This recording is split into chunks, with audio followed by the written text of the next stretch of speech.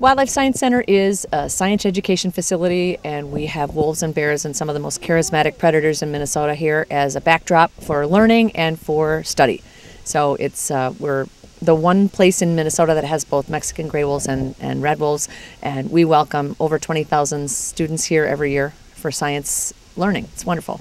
We have almost 40 wolves in 3 different subspecies.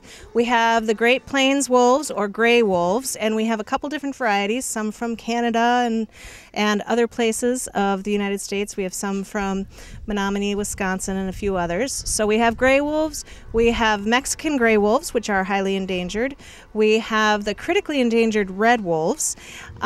We also have black bears, mountain lions, lynx, coyotes, birds of prey, red fox, gray fox, all sorts of things to see and learn about.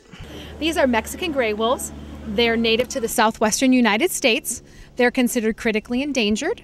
There's only about 300 in captivity at facilities like ours that are used for breeding, and estimated about 75 that are actually still in the wild, released through the Apache National Forest as the primary release site, and allowing them to disperse from there. But we are a partner with the U.S. Fish and Wildlife Service on the species recovery plan. So what our primary role is we house animals, and if they have a pair that they're looking to breed, to increase their numbers, we would facilitate breeding. This is a female great horned owl. She was found in the wilds of Wisconsin with a possible head injury from maybe flying into a building or getting hit by a car. If she looks at the camera, you can see that one of her eyes is completely dilated, and it stays like that. It makes her depth perception non-existent, and she wouldn't be able to survive in the wild because of that injury. So they actually do well in metropolitan areas. Historically, they would have been on mountain cliffs and high river valleys, but with tall buildings in metro areas, skyscrapers, they nest up there and being bird eaters, endless food source with pigeons and stuff like that. So Duluth, Minneapolis, St. Paul, Rochester all have peregrine falcon populations. Today at the Howl-O-Ween is simply a fun day to come and try out your costumes and trick or treat around the pens while learning as much as you can about the animals that we have here and the natural history of them. So we have a scavenger hunt where kids are going around and discovering information about the animals. This is definitely one of the most unique experiences you're ever going to have. You're going to get closer to wolves here than you probably will definitely anywhere else in Minnesota.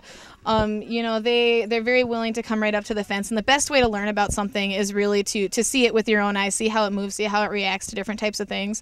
It's really important to understand what wolves are. They don't necessarily need to be good, they don't need to be bad, but they do need to be wolves, and people need to learn how to respect them for that. The best way is to come see them for yourself.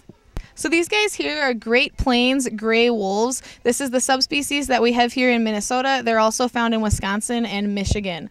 So these guys, there are 2 redder boys in here that were born here in captivity. The 2 grayer boys were wild born in Menominee, Wisconsin. They were born on a reservation where wolves were a big part of their culture.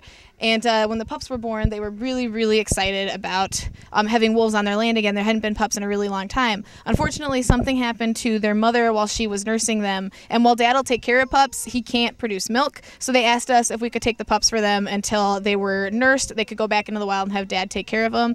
The night before they were supposed to go back, they found Dad's collar on a fence post. So they lost their chance to be wild wolves, and they ended up spending the rest of their lives here as education animals.